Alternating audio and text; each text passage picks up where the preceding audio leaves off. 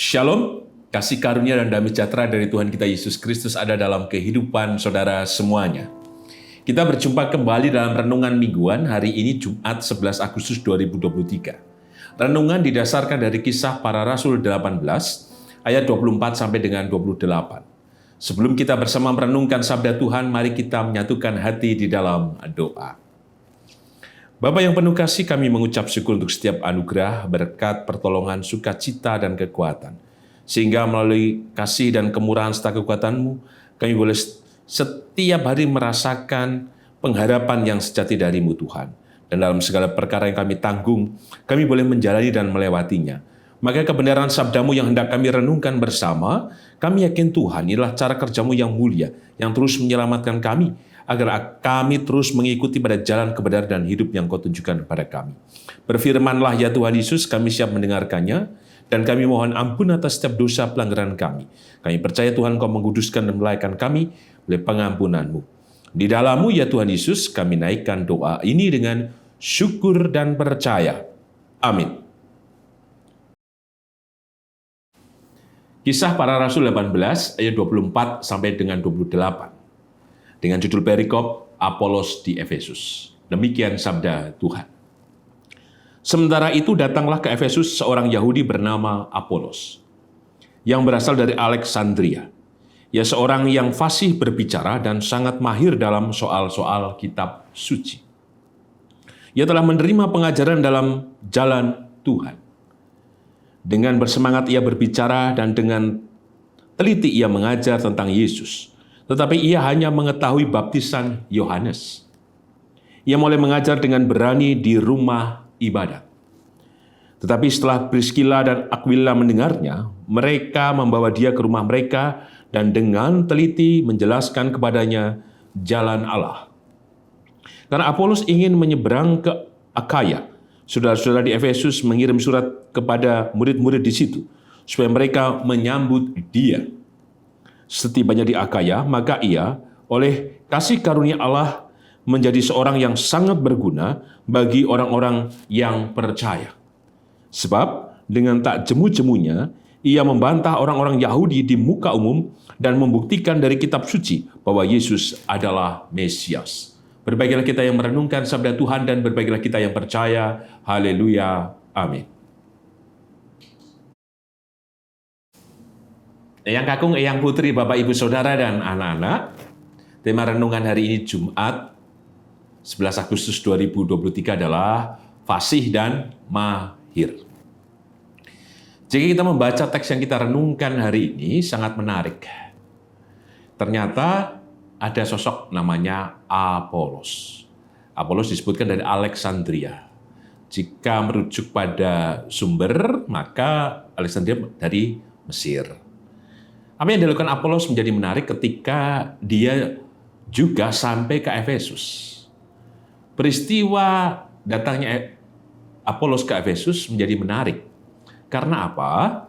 Ternyata Efesus terlebih dahulu dikunjungi oleh Paulus. Mari kita perhatikan secara khusus di ayat yang ke-21 dari Kisah Para Rasul 18 yang tadi tidak kita baca. Ia minta diri dan berkata, "Aku akan kembali kepada kamu jika Allah menghendakinya." Lalu bertolaklah ia dari Efesus. Jadi, Paulus setelah dari Korintus kemudian pergi ke Efesus bersama dengan Priscilla dan Aquila. Dan kemudian Paulus untuk sementara waktu meninggalkan Efesus untuk kemudian bertolak ke Kaisarea. Nah, kemudian dalam kondisi ini ternyata Apolos datang ke Efesus. Nanti setelah Apolos pergi dari Efesus, kemudian Paulus masuk kembali ke jemaat di Efesus. Ini menjadi menarik. Kenapa demikian? Ternyata apa yang dilakukan oleh Paulus dan Apolos tentu berbeda dengan saat sekarang ini ya. Kalau dulu tentu tidak seperti sekarang, pakai WA, telepon-telepon, dan sebagainya. Bagaimana mungkin mereka kemudian bisa silih berganti mengunjungi Efesus?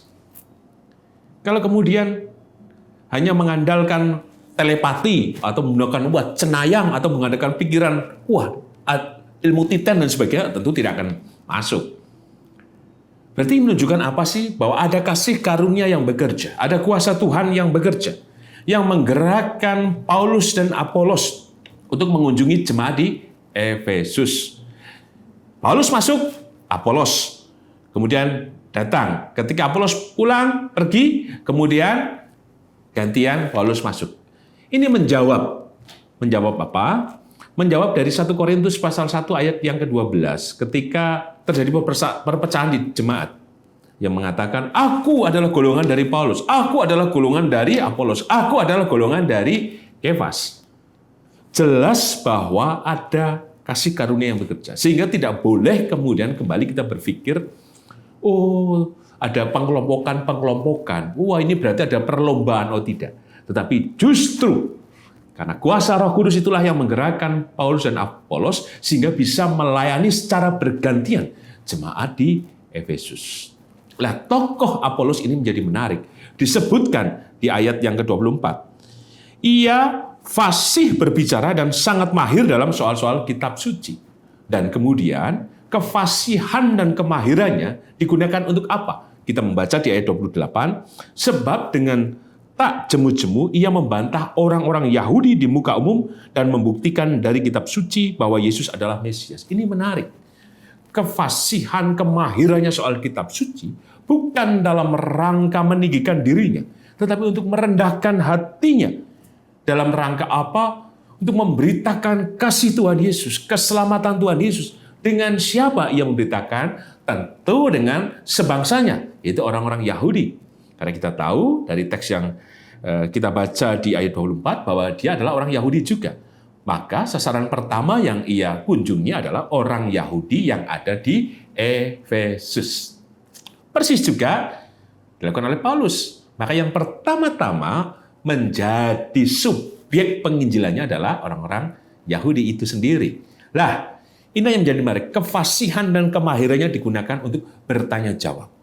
Untuk mempertanggungjawabkan imannya, untuk mengabarkan kabar baik tentang Tuhan Yesus. Kefasihannya tidak digunakan untuk apa? Merendahkan, untuk menganggap dirinya lebih tinggi, lebih mampu, atau bahkan merasa bahwa dia lebih dari Paulus. Tidak.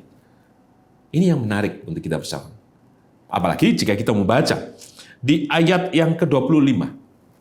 Dengan bersemangat ia berbicara dan dengan teliti ia mengajar tentang Yesus.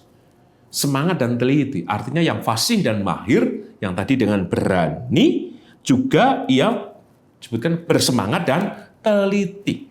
Jadi karakter fasih dan mahir bukan hanya sekedar menghafal kitab suci saja, tetapi ada keberanian, ada semangat, ada ketelitian. Tidak sembarang kemudian berbicara. Berarti ada olah roh secara spiritual. Apolos mengelola hidupnya dengan baik sehingga ia kemudian memberitakan tentang kasih Tuhan Yesus. Tetapi yang menarik, sekalipun ia sudah fasih dan kemudian ia sangat mahir, ia bersemangat, ia kemudian teliti dan berani, tetapi ada satu yang belum ia kuasai. Soal apa? Dijelaskan di ayat 25. Tetapi ia hanya mengetahui baptisan Yohanes. Baptisan tentang apa? Yaitu baptisan pertobatan. Maka kemudian Priskila dan Aquila, jika membaca ayat 26, tapi setelah Priskila dan Aquila mendengarnya, mereka membawa dia ke rumah mereka dan dengan teliti menjelaskan kepadanya jalan Allah. Artinya apa?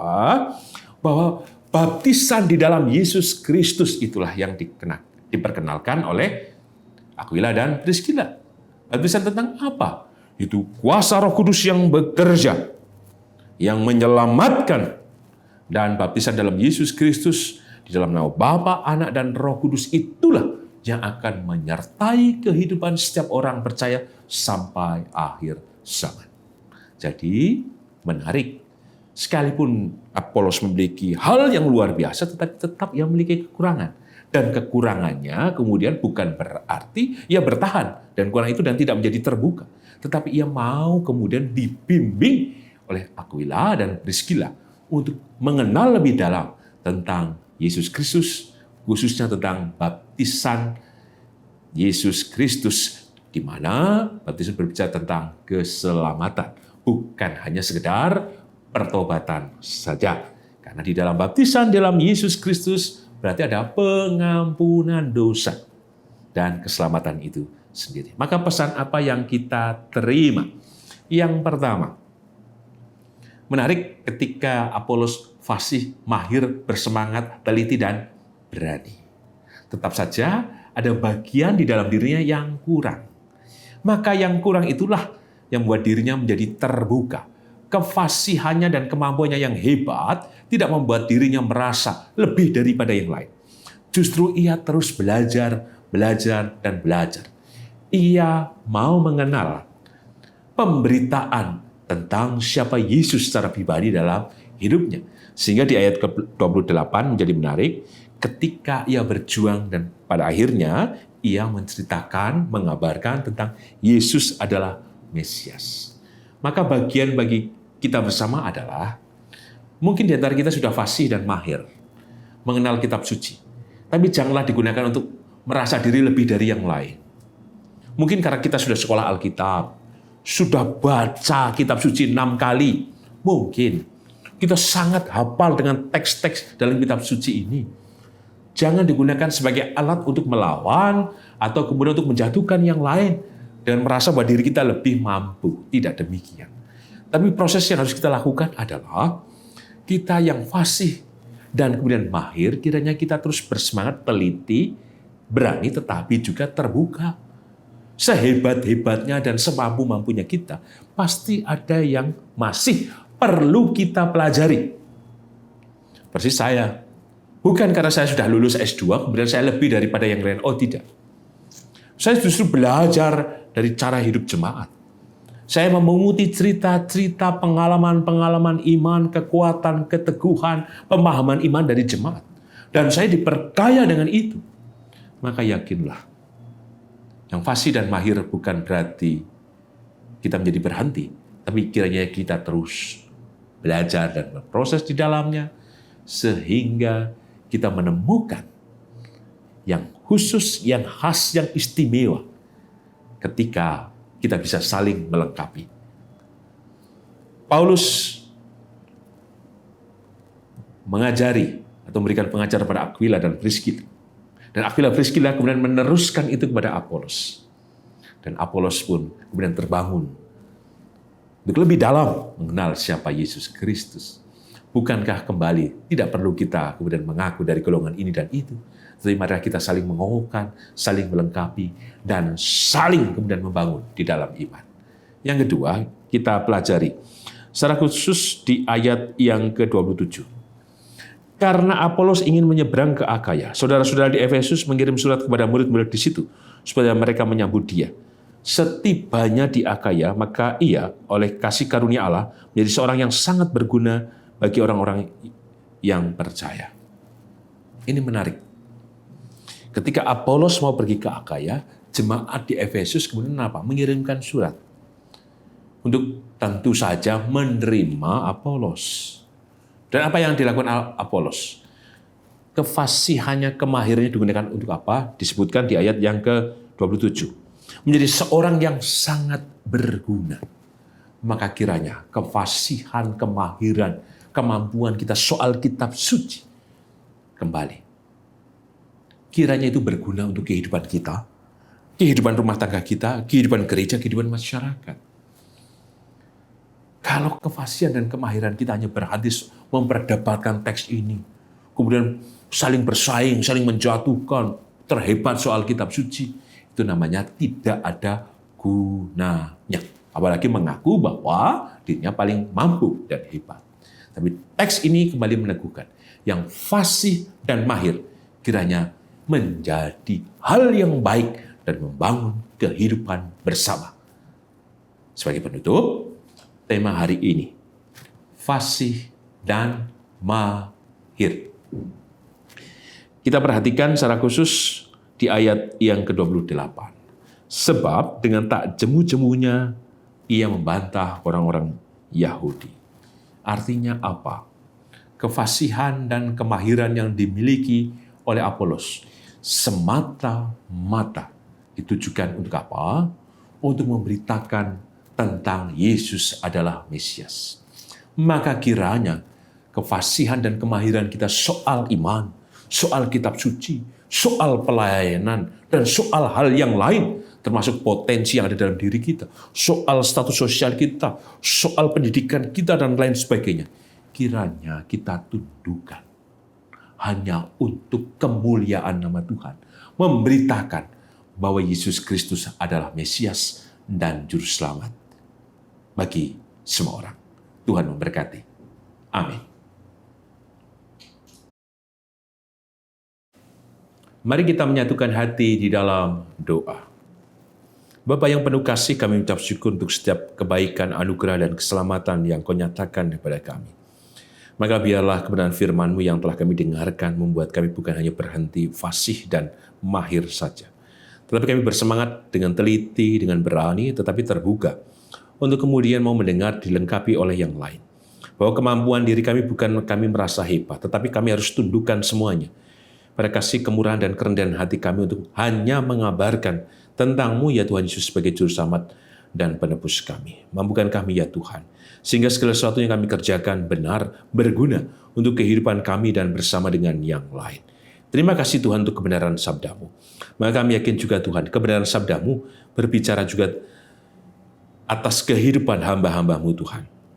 Kebenaran sabda-Mu itulah yang menyatakan pengharapan, khususnya bagi kehidupan Bapak dan Ibu Priyono, Ibu Ami Birowo, anak Amoresya, Ibu Sri Utami Suprapto, Ibu Margono, Ibu Slamet Purnomo, Bapak Ngatimin, Bapak Cahyo Muntadi, Bapak Iskak Puja Esa, Bapak Saharun, Ibu Maria Tanan Lapu, Bapak Warsito Utomo, Ibu Endang Joko Triyono, Bapak Arpin Sukarsono, Bapak Prayitno Hadi, Bapak Edwin Kusma Yulianto, anak Nasya Alana, demikian juga atas Ibu Rusmiati Buyung, Ibu Sarno, Ibu Tugira Sariman, Ibu Rusmiati Suharti, Ibu Murjangkung, Ibu Endang Garno, Bapak Budiandono, Ibu Kun Maryatin Subarti, Ibu Joy Pawiro, Bapak Sadal Paulus, Bapak Christian Dauribu, Bapak Elias Sariman, Bapak dan Ibu Sunarto Saputro, Ibu Sarti Budi Santoso, Ibu Marti Utomo, Ibu Yatmiartini Rusti, Bapak Suprapto, Ibu Sri Suwarsi Rahayu. Kami percaya Tuhan anugerah-Mu besar atas kehidupan hamba-hamba-Mu ini. Kebenaran-Mu Tuhan yang memberikan keselamatan, kebenaran-Mu yang memberikan rahmat pertolongan dan mukjizat. Sehingga karya-Mu yang besar hadir atas kehidupan hamba-hamba-Mu ini Tuhan. Berkati juga seluruh keluarga yang mendampingi, berikan kekuatan, kesabaran, ketabahan, kesukacitaan dan berkat-Mu yang melimpah. Kami juga berdoa ya Tuhan, untuk seluruh hamba-hamba-Mu, warga GKJ Sari Mulyo khususnya ya Tuhan. Kami percaya anugerah-Mu juga besar, memberkati setiap kerinduan, harapan, pergumulan, tantangan, beban hidup yang sedang dialami. Kami percaya Tuhan, Engkau menolong. Kami percaya Tuhan, Engkau melepaskan. Kami percaya Tuhan memberikan kekuatan, pemulihan, dan berkat-Mu besar. Dan Engkau hadir juga ya Tuhan atas kehidupan anak dan cucu kami Tuhan. Dalam pendidikan, dalam rumah tangga, dalam pekerjaan mereka masing-masing. Kami yakin Tuhan Engkau memberkati. Demikian juga kami percaya Tuhan Engkau memberkati Ibu Susilowati, istri dari Bapak Diki Tuhan, warga wilayah 5. Hanya kasih dan kesempurnaan berkat-Mu Tuhan yang terus memulihkan kehidupan Ibu Susilowati. Demikian juga kami berdoa untuk gereja-Mu GKJ Sari Mulyo. Kami percaya Tuhan, Engkau memberkati gereja-Mu, menolong gereja-Mu, dan rahmat berkat dan kasih setiamu terjadi atas kehidupan bergereja di GKJ Sari Mulyo. Kami percaya Tuhan Engkau juga memberikan rahmat berkat untuk bangsa dan negara kami Indonesia, dan kami percaya Tuhan perdamaian dunia akan segera terwujud ketika Engkau menghentikan peperangan antara Rusia dan Ukraina.